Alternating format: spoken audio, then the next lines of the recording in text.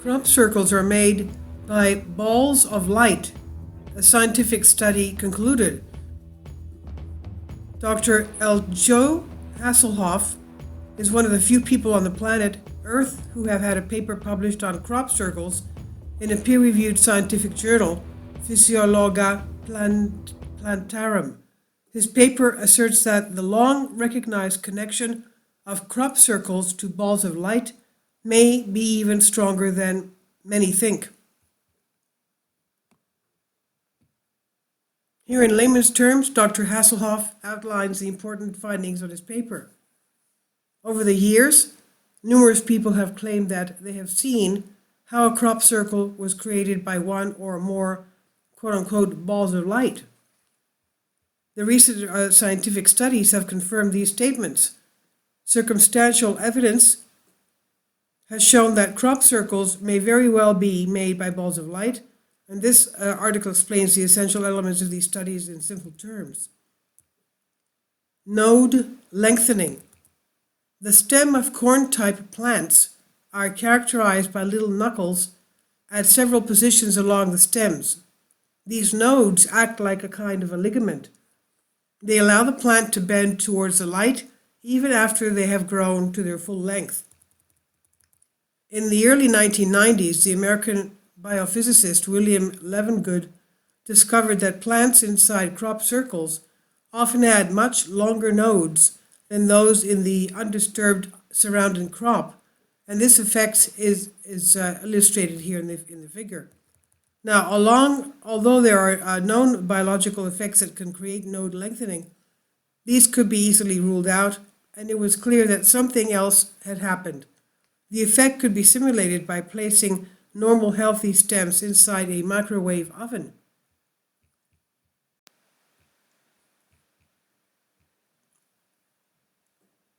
The heat induced by the microwaves made the liquids inside the nodes expand, just like the mercury inside a thermometer, and this caused the nodes to increase in length, while the amount of lengthening increased proportionally to the amount of microwave energy that was generated.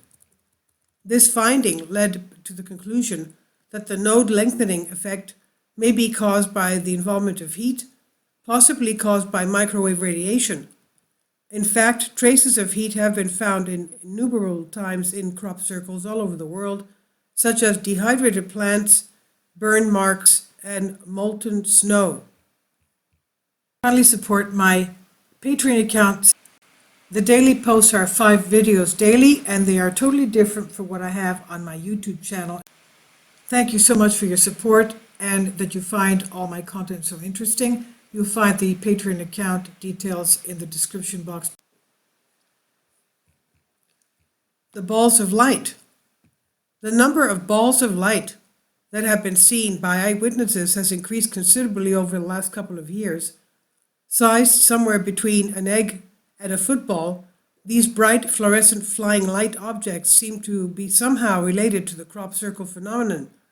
They often appear in the fields during the night a crop circle forms and have been seen and filmed many times in and around crop circles. Several persons have even claimed that they witnessed how these balls of light actually created a crop circle. Science response. In the year 1999, William Levengood and Nancy Talbot published a scientific paper that contained a study to the node lengthening effect in 3 different crop circles, 2 in England and 1 in the United States. The authors presented a quantitative analysis. In other words, the article tried to explain the amount of node lengthening throughout the crop circle by means of physical models. The authors concluded that the heat that had made the nodes swell was electromagnetic in origin. 1 year later, I contributed to the paper reacting to the one of Levengood and Talbot, and this article appeared in the early 2001.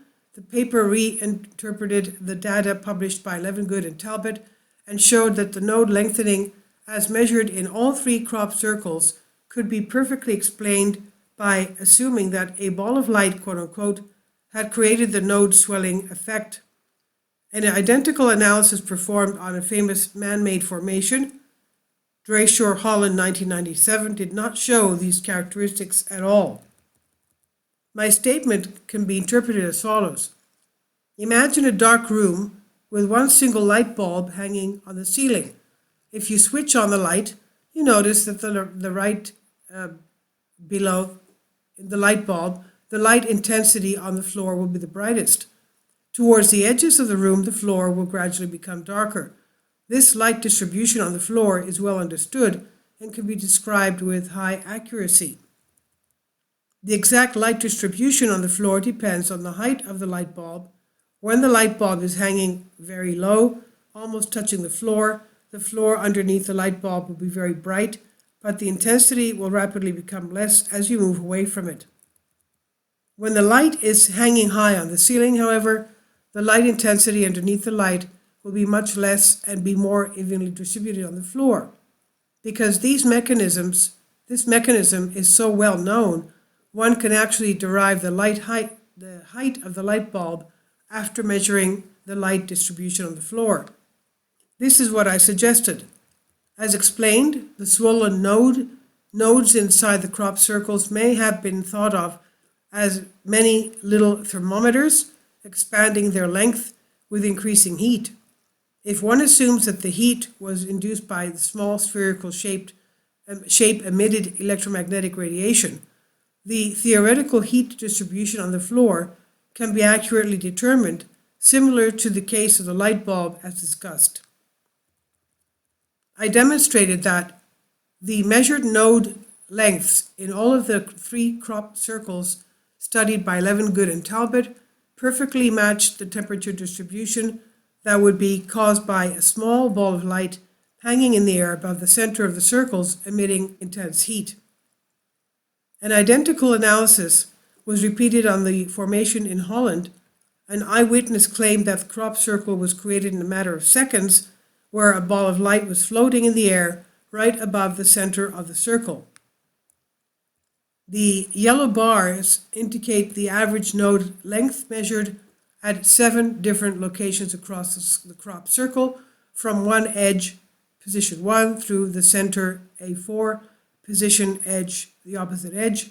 And note that the perfect symmetry, which is remarkable, similar graphs were obtained from 2 different cross sections through the circle, revealing the perfect circular symmetry, long nodes towards the center of the circle, shorter nodes towards the edges.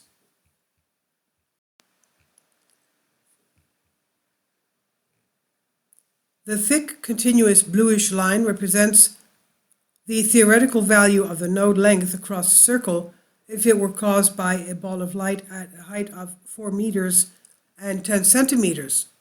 This height corresponds to the estimate of the eyewitness, and just like the 3 crop circles analyzed by Levengood and Talbot, the theoretical value of the node length, blue line, correspond perfectly to the measurement, yellow bars. Consequently, the circumstantial evidence left in the fields was in perfect agreement with the words of eyewitnesses. The crop circle was indeed created with the involvement of a ball of light. Conclusions. My paper shows that the node lengthening in several crop circles correspond perfectly to the effect that would be created by a ball of light heating up the crop during the creation of the crop circle. This is not the case for a man-made formation. The amount of node lengthening, and in particular its symmetry over the crop circle, lack any trivial explanation. Consequently, the study confirms the words of eyewitnesses stating that they saw how crop circles were created by balls of light. My paper does not attempt to explain where the balls of light come from, nor does it explain how the crop is flattened.